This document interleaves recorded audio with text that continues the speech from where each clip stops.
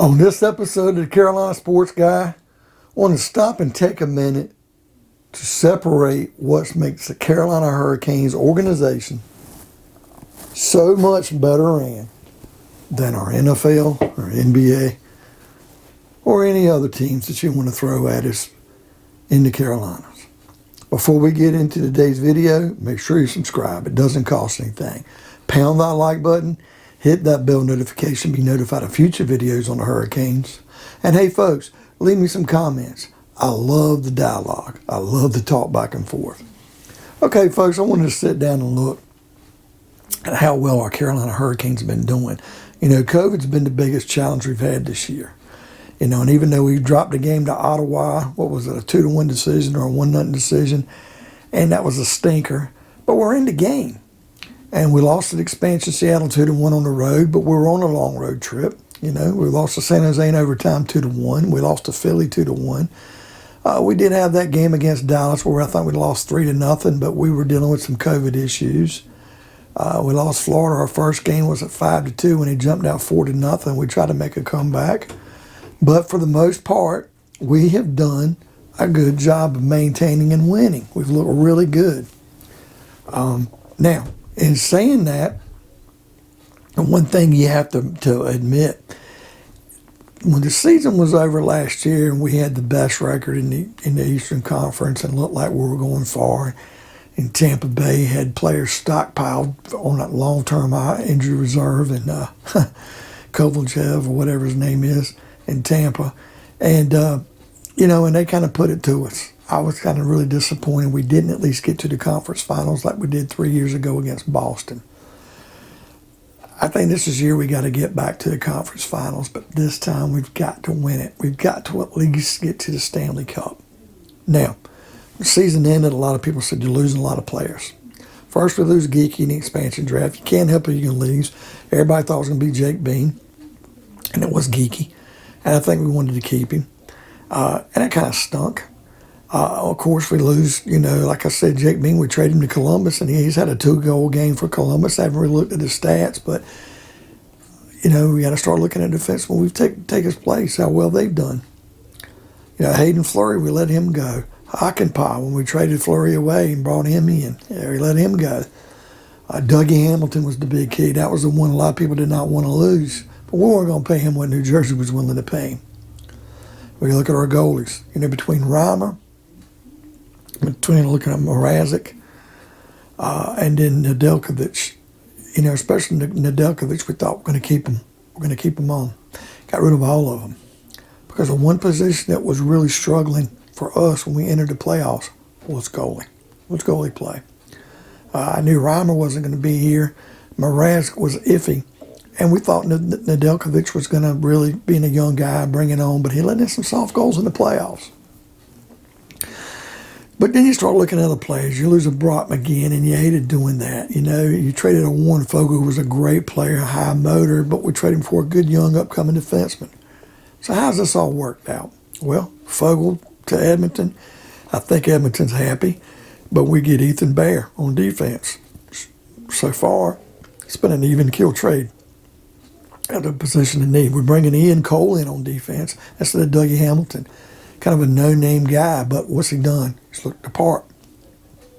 You know, we've kept Slavin, who wasn't a first-round pick, folks. He was a later-round pick who's been outstanding. Same thing with Brett Pesce. Great. Brady Shea has looked decent. So defensively, you know, we've really come along and played well. And goalies, Antti Raanta. Okay? Frederick Anderson. It's a lot better than what we've had, and that's been a big difference with our record. What are we, like 22-7-1? Look really, really good. Really good this year. Now, does that mean we're going to win it all? No. Does it even mean we're going to make the Stanley Cup? That doesn't mean that either. Playoffs, definitely. Winning a round or two, I think definitely as well. Just got to get to the finals. Got to get to the Eastern Conference Finals, and we've got to make noise in it trying to get to the Stanley Cup.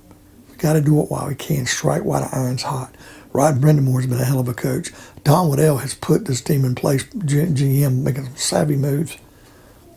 Tom Dundon looks like he's really done a good job. Looking at our forwards, Aho is the man. Svechnikov is right below him. But look at a guy like Marty Necas. This organization didn't rush him long. Let him stay in the minors a long time.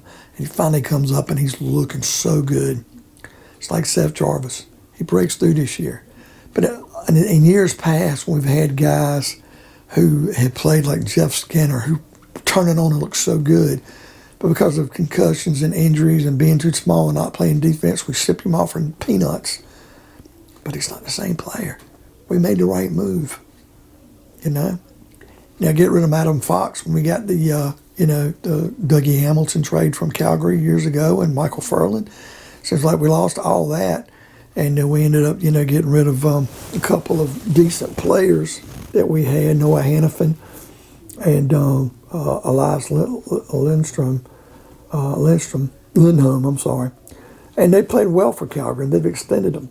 And it seems like we kind of lost out in that deal, but Hamilton came, played well, we had him. We just weren't going to overpay him. And Adam Fox was the one that really let slip away, but you can't force a guy if he doesn't want to play for you. I just wish we would introduce the stinky-ass Rangers, because I'm going to hate his guts. I want him to lose. I want him to not succeed. Screw him. But we ended up bringing some players into place. So we've done well on defense. The Ethan Bears and the Ian Coles and the guys we already have. We've done better in goalie, thanks to Frederick Anderson and Antti Ranta. Our forwards, like I said, Aho, Svechnikov, Trocheck has done well. What a play to get rid of Eric Holland, bring Trocheck in. Seth Jarvis has been incredible. Just getting into points. He's here to stay. Look at Jake Drury, folks. It's just a matter of time he's going to crack the lineup. And before you know it, it might be Ryan Suzuki. Depth we have in our farm system, and the minors, and the way that we draft. The Carolina Panthers sure could take a lesson in drafting from the Hurricanes. The Charlotte Hornets have had some bad luck, but they sure could use a lesson in drafting by the Carolina Hurricanes. Because it's not just acquiring these picks and using the salary cap to our advantage and moving money around and picking players, moving up in the draft or moving back down and picking up multiple picks. It's hitting on those picks, For every Hayden Fury didn't work out and we traded him away, there's guys that we drafted like Aho in the second or third round who've been wonderful. Jordan Staal being a mainstay even though he's getting older. But it all comes down, like I said, Necas, we give him that time and he's developing. And here comes Jarvis. Other guys in the wing are waiting to be called up. This organization has ran really well. We've got a deep farm team. And as long as they keep drafting like they do, and as long as they keep doing the hard job of keeping the guys that need to be here and knowing when to get rid of the guys when they're asking for too much or they're not producing, and we can move on with much equal to it, less pay talent or even better talent. I'm looking at you, Jake Bean. And, hey, I miss Brock McGinn. I love this game. Pittsburgh paid him. He left.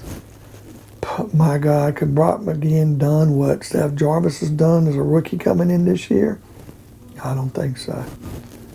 And when you got a guy like Aho, with Svechnikov, and Trocheck, and Teravainen, who's looked well, even Niederreiter has performed well.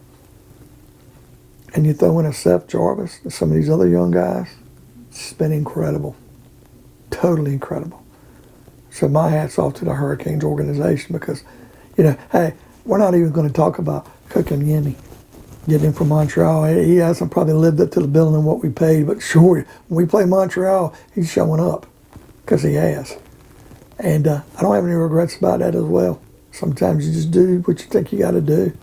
And I just love the way this organization's ran. And let's hope we can get to the Cup. So what do you folks think of today's video? Do you think the Hurricanes are heading in the right direction? Do you think there's a better team out there with their farm system? Leave me some comments. I love the dialogue. Pound that like button. Hit that bell notification to be notified of future videos on the Hurricanes. And by all means, folks, subscribe. It doesn't cost anything.